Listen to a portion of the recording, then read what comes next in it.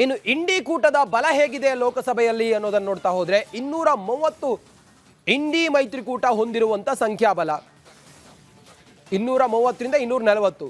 ಇನ್ನು ರಾಜ್ಯಸಭೆಯಲ್ಲಿ 58ರಿಂದ 62 ಇದು ಇಂಡಿ ಮೈತ್ರಿಕೂಟದ ಬಲವಾಗಿದೆ.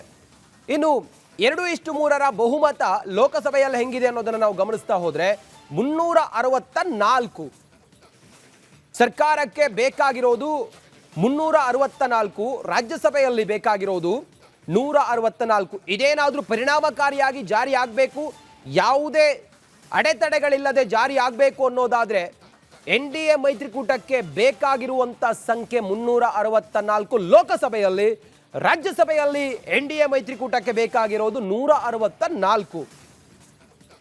ಹಾಗಾದರೆ NDAಗೆ ಅಡಿಷನಲ್ ಆಗಿ ಎಷ್ಟು ಸಂಖ್ಯೆ ಬೇಕಾಗುತ್ತೆ ಲೋಕಸಭೆಯಲ್ಲಿ ಮತ್ತೆ ರಾಜ್ಯಸಭೆಯಲ್ಲಿ ಅನ್ನೋದನ್ನ ನಾವು ನೋಡ್ತಾ ಹೋಗೋಣ ಬನ್ನಿ. ಲೋಕಸಭೆಯಲ್ಲಿ NDA ಮೈತ್ರಿಕೂಟ ಈ ಬಿಲ್ ಅನ್ನ ಪಾಸ್ ಮಾಡಬೇಕು ಅನ್ನೋದಾದ್ರೆ, ಇದು ಕಾಯ್ದೆ ಆಗಬೇಕು ಅನ್ನೋದಾದ್ರೆ ಸುಮಾರು 71 ಅಡಿಷನಲ್ ಆಗಿ ಬೇಕಾಗುವಂತ ಬಲ ಸಂಖ್ಯೆ. ರಾಜ್ಯಸಭೆಯಲ್ಲಿ 23 ಸಂಖ್ಯೆಯನ್ನ ಗಳಿಸಿದರೆ ಮಾತ್ರ ಕೇಂದ್ರ ಅಂದುಕೊಂಡಂತೆ ಇದನ್ನ ಪಾಸ್ ಮಾಡ್ಲಿಕ್ಕೆ ಸಾಧ್ಯ ಆಗುತ್ತೆ.